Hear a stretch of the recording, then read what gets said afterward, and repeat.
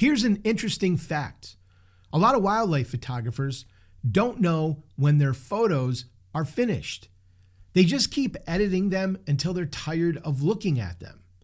They add some sharpening, more contrast, maybe a little more saturation, some clarity, and maybe a little more cropping.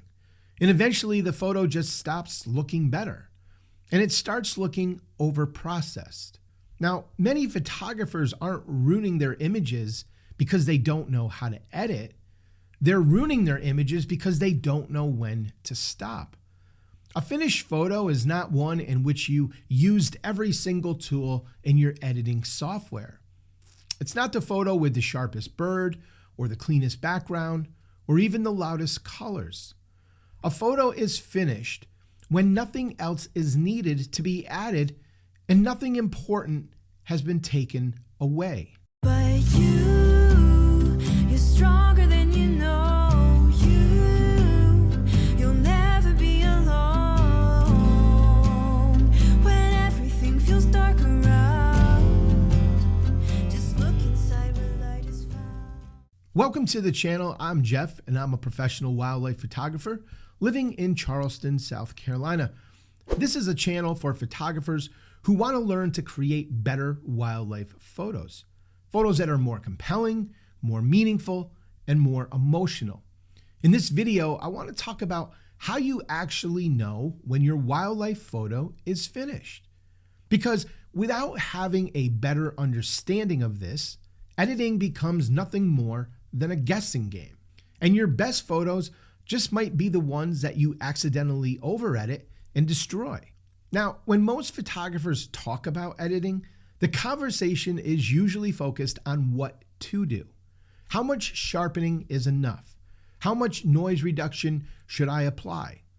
How can I make the subject stand out more? And of course, all of these things matter.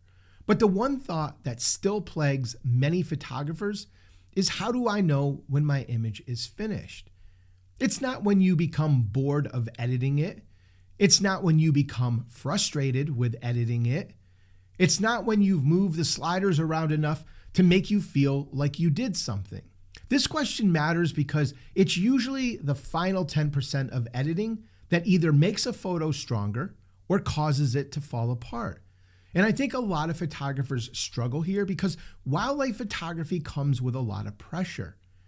You likely waited hours for the subject to give you something even worth photographing.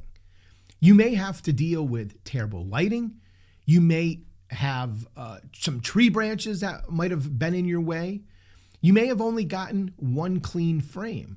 So when you sit down to edit, there's this temptation to force the image into being better than it is. This is yet just one of those things that we all have to deal with and develop as wildlife photographers. But the purpose of editing is not to rescue every image. Editing is supposed to reveal the best version of your image that's already there. In order to determine if your photo is finished, you have to know what your image is supposed to do, because finished depends on the purpose. Is the photo supposed to feel peaceful, or should it feel more dramatic? Is the image about the light, or is it about the environment? Or maybe it's just about the color. Perhaps it's about the moment. If you don't know what the photo is about, you won't know when the edit is complete. You'll just keep editing random things. You'll sharpen the bird. Maybe you darken the background. You add some contrast. You reduce the highlights. You crop a little tighter. And suddenly, you're no longer editing with intention. This is where a lot of editing goes wrong. If your photo is about the unique eye contact of your subject, the edit should guide the viewer to this point. If the photo is about the subject and their habitat, your edit shouldn't only highlight the animal. When your photo draws your attention to the purpose of the image and the edit isn't fighting the image, it's a really good sign that your photo is now finished. In wildlife photography, the subject is usually the focus of our image. This doesn't mean the subject has to look like it was cut out and pasted on the background. And this is often where many wildlife photos get pushed a little too far. The bird becomes a little too bright. The background might become a little too dark. The colors become too separated. Sharpening becomes too aggressive. The subject starts to look less like a wildlife photo and more like a sticker. A well-finished photo has separation, but it still feels believable. The subject should feel important, but also look like it belongs in the scene. If your bird is glowing while the rest of the scene looks unnaturally dark, you may have pushed it too far. If your background looks smeared because it's got really aggressive noise reduction, it might be time to scale that back. A finished photo shouldn't make the edit look obvious, and the viewer shouldn't be focused on the edit itself. There are essentially 3 basic and straightforward rules in photography. Number 1, every photo you take should have one clear subject. 2, anything you include in the frame should serve to support that subject. And 3, anything that doesn't support or detracts from the subject should be excluded. Personally, I've always liked to avoid making it about addition and subtraction. I've always preferred to identify my subject and subtract what doesn't add value. This thought process may not work for everyone, but it has always helped me to kind of simplify my images. This entire process is important because we don't want the viewer's eye being pulled somewhere other than the subject, because even small distractions quietly weaken a photo. The viewer may not know the real reason behind it, but they can feel it in the image. It's just not working. Their eye wanders. They don't stay with the subject. The photo just feels unbalanced or awkward. As we create images, the ingredients that capture the viewer's attention should always be present. And when I say create, I'm referring to an image that's captured as well as the editing. Every decision should be aimed at directing the viewer's attention. The viewer's eye typically will gravitate to the brightest part of a photo, the parts of a photo with the most vibrant colors, the parts of an image with the most contrast, the eye of your subject, the emotion or behavior of your subject. Composition, by framing your subject or using leading lines or using some other compositional guideline, you can really place more emphasis on your subject. And when you feel an image is finished, don't forget to ask yourself that one but very simple, important question. Does anything in this photo pull attention away from what matters most? This might be the most important part of this video. A wildlife photo is finished when the changes stop improving the image. I know that sounds really obvious, but you wouldn't believe how many photographers overlook this or ignore it. They just keep editing because they can. And of course, we have all heard the expression, just because you can do something, it doesn't mean that you should. But with editing, sometimes the temptation is just too great. A lot of photographers just can't help themselves. They continue to push a slider here and another one there. And sure, those changes made the image look different, but different is not the same as better.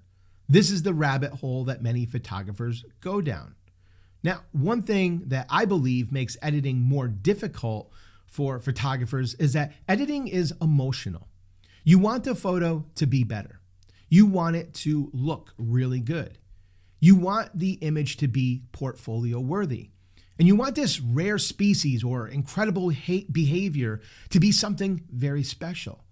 But every photo has a ceiling. And the minute we push the photo too far and break through that ceiling, well, that's the moment that we break the photo. Editing fatigue is real. I did a video several months ago talking about the effects of editing fatigue. When you're tired, when you're staring at the same things for an extended period of time, it really takes a toll on your perception and your judgment. Now, one of the best things that you can do for your photos is to simply walk away. come back later. Maybe you think the photo is finished, or maybe you've been working on it for a while and you just feel confused. Maybe you've become frustrated. Maybe you're a combination, a little bit of all three of these things. Step away. Step away and come back with fresh eyes and a fresh perspective. And usually the answer becomes obvious. A finished wildlife photo is not the image with the most editing. It's not even the sharpest version. It's not the cleanest file. It's the version where the subject, the moment, the crop, the light, the color, and the feeling of the image all work together. Do you find yourself often struggling to tell when a photo is finished? What is it that causes you to feel this way? Let me know in the comments below. If you're looking for a powerful photo editor, well, I highly recommend that you check out DxO Photolab 9. This is the software that I personally use and trust for all of my photo editing, especially because of its industry-leading noise reduction and their AI masking tools that just make editing faster, more precise, and more consistent. Now, if you would like to try it for yourself, use the link I've provided in the description below. And if you decide that you want to purchase it, don't forget to use my code MAGNOLIA at the time of checkout. This will save you 15% off on your purchase. You can also download their free 30-day trial and test everything out for yourself firsthand with absolutely no restrictions. And if you really want to get the most out of Photolab, then check out my DxO Photolab Mastery Class at magnoliaphotographysc.com/store. Link in the description for that as well.